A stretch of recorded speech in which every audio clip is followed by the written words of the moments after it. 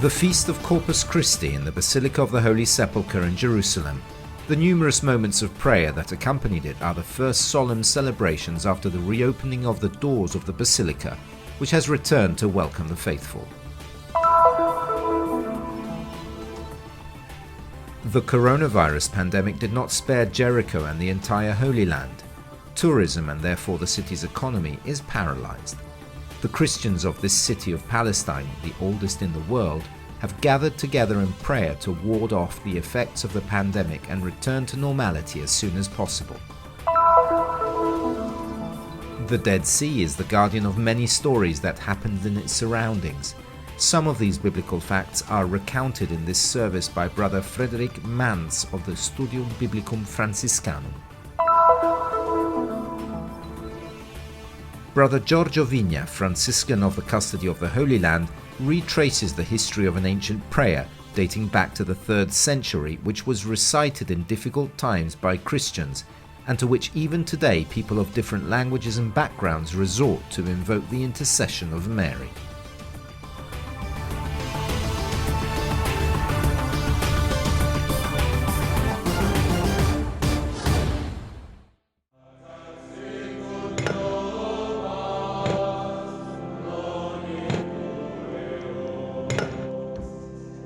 Stiamo uscendo lentamente, ma We are slowly, progressively coming out of a rather long period where attention to life was the priority. Now we have to return to a certain balance, bearing in mind that we are not only made of biological life, but also of affection, of relationship, of love. All this is part of life, and the Eucharist is also this. It also nourishes these aspects of our life that are essential to us. aspetto della nostra vita che ci è essenziale. These are 2 long days of celebration that accompanied the solemnity of Corpus Christi in Jerusalem. At the end, Bishop Pizzaballa carried the Blessed Sacrament 3 times around the edicule of the Sepulchre. It was the last one in a series of gestures and celebrations which, according to tradition, began the previous afternoon and continued with the evocative prayer, presided over by Brother Francesco Patton, Custos of the Holy Land, set half an hour after midnight. Finally, in the morning, Mass in front of the wayside shrine. Nell'Eucaristia noi celebriamo la In the Eucharist, we celebrate the death and resurrection of Christ, that is the mystery. And at the Holy Sepulchre, we are in a place where Christ's death and resurrection took place. So we celebrate the mystery in the place where the mystery happened. To go around 3 times has a symbolic meaning. 3 is a biblical symbolic number to reaffirm this profound unity between the place and the mystery. The faithful return to attend the Basilica after a long period behind closed doors. While the pilgrims are still unable to travel, the religious people living in the country take part in the celebrations. It was a very difficult time because many wanted to come here to pray at the Holy Sepulchre, but it was not possible. This is the first time I've come for such a big celebration. I feel indebted to all those who cannot come here, not only in this holy place, but in the Holy Land in general. In this particular feast of Corpus Christi, being able to meet more people again is good news also for the Franciscan community of the Sepulchre, which, as they did for centuries during the lockdown, continued to live in the rooms inside the Basilica. Sono stati praticamente 3 mesi in cui le persone che riuscivano ad entrare. It has been 3 months in which there were very few people who were able to enter. Now, seeing our brothers, the seminarians, the religious, our parishioners, it's a cheerful sight. Rallegra.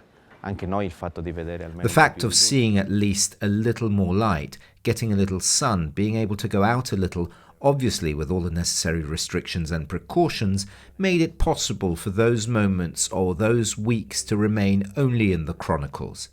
However, it gives us a reason for hope and appreciation, because life goes on. After darkness there is light, after illness there is health, after death there is resurrection. Che dopo le tenebre c'è la luce, che dopo la malattia c'è la salute, che dopo la morte proprio esiste la risurrezione.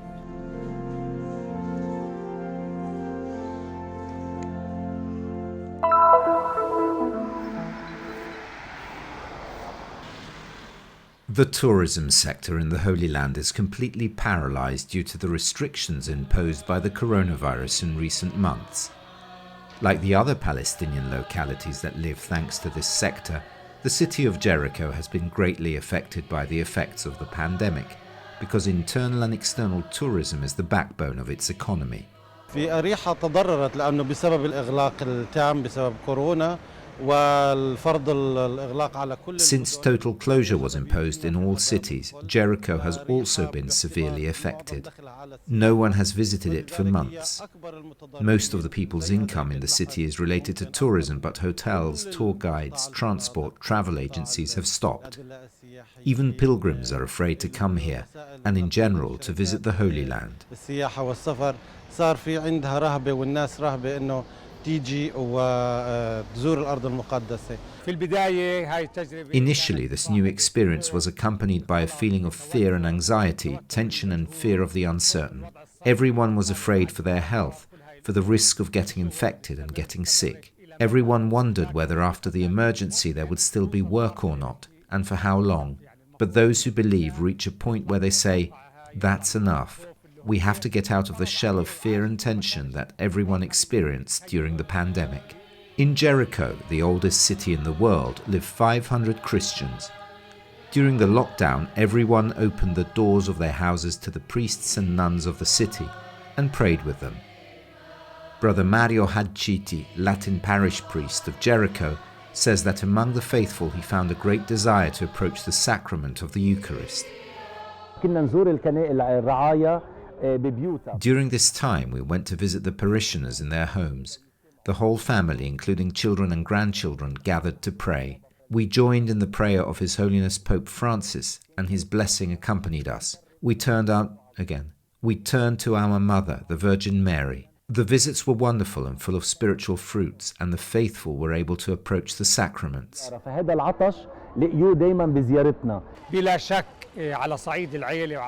Undoubtedly, this experience has greatly strengthened the faith within the family. We have prayed together every day, asking Almighty God for an end to the pandemic, for health, and for life to return to normal. An experience of hope that lived in the parish of Jericho. Prayer has fought fear at a time when man throughout the world has not yet found a way to defeat the coronavirus.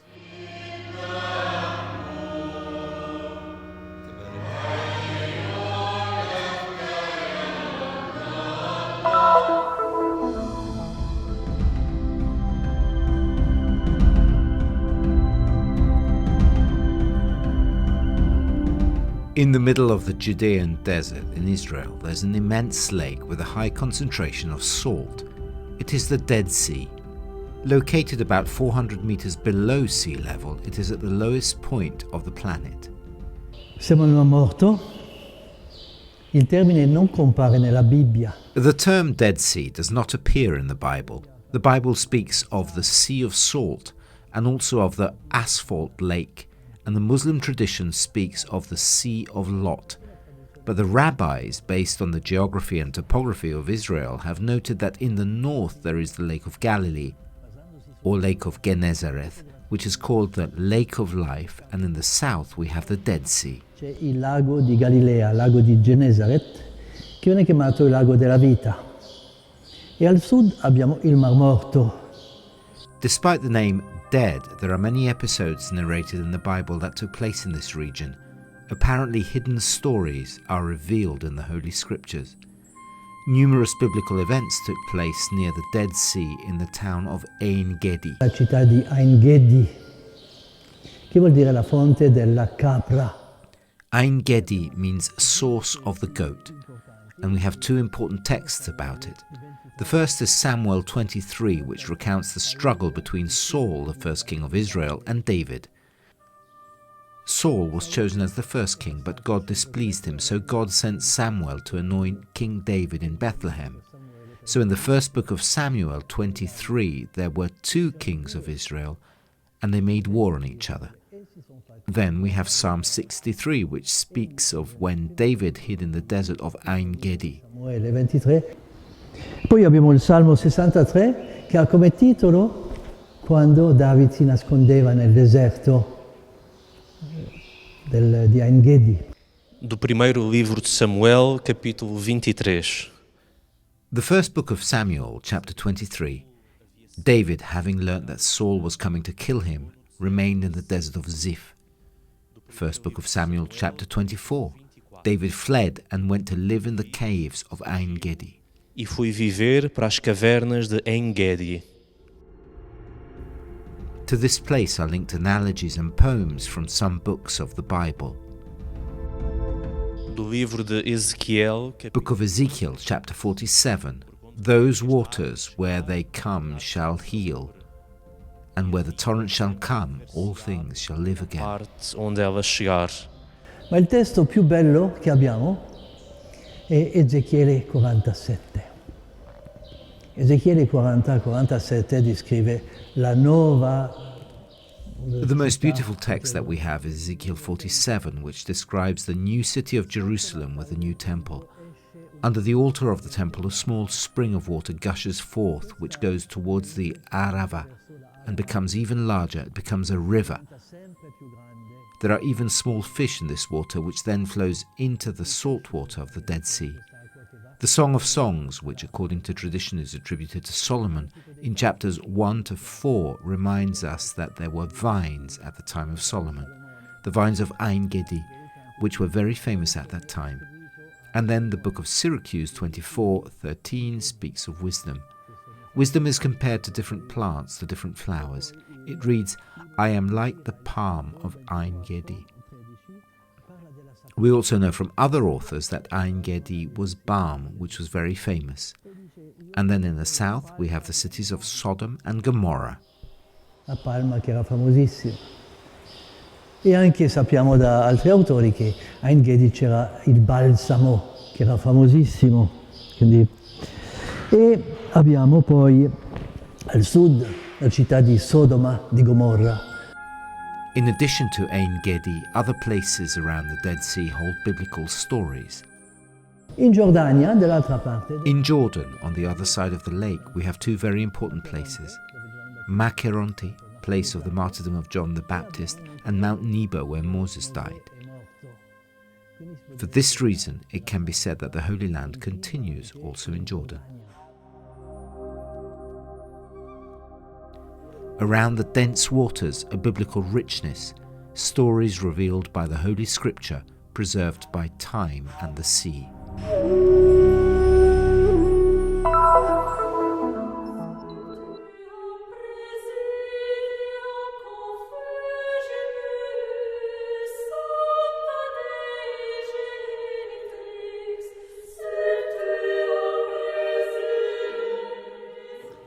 Sotto la tua protezione cerchiamo rifugio, Santa Madre di Dio. Do not despise our petitions in our necessities.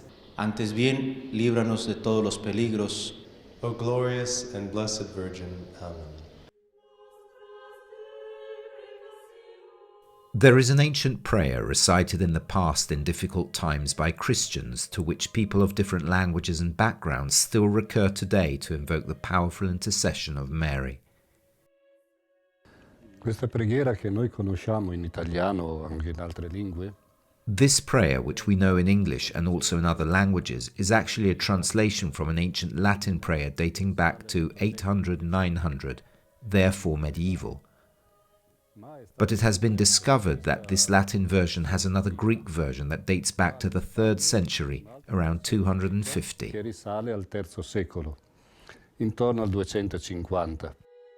In Egypt, a fragment of papyrus dating back to the 3rd century has been found with this prayer, which used to be recited in the past by persecuted Christians.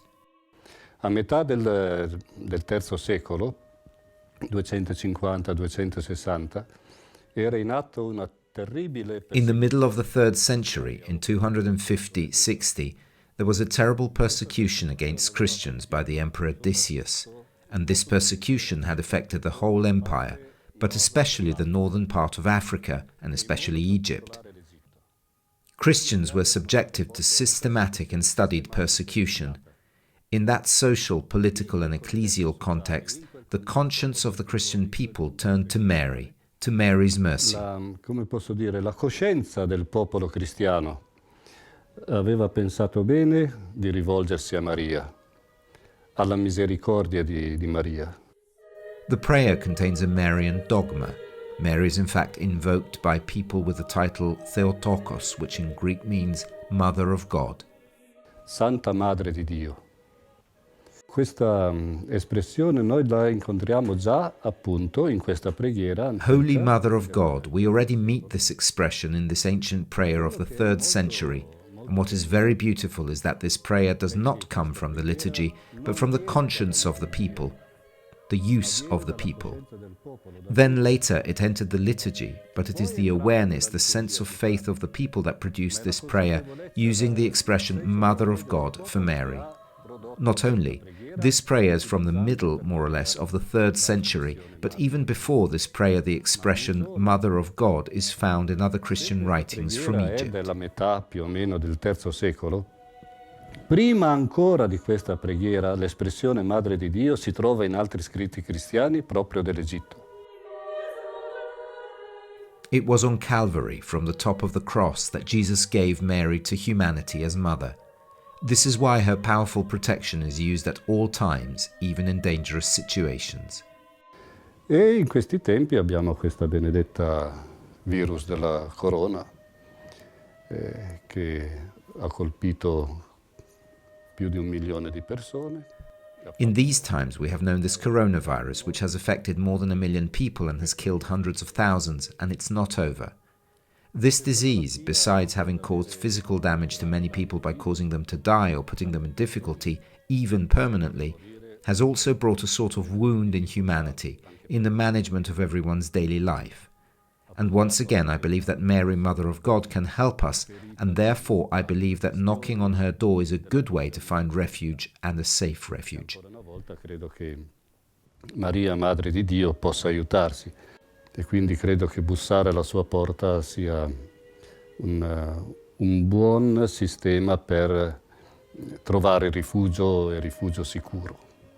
The ancient prayer recites, A vossa proteção recorremos, Santa Mãe. We fly to thy protection, O Holy Mother of God. Do not despise our petitions and our necessities, but deliver us always from all dangers, O glorious and blessed Virgin. Gloriosa e bendita. Amém.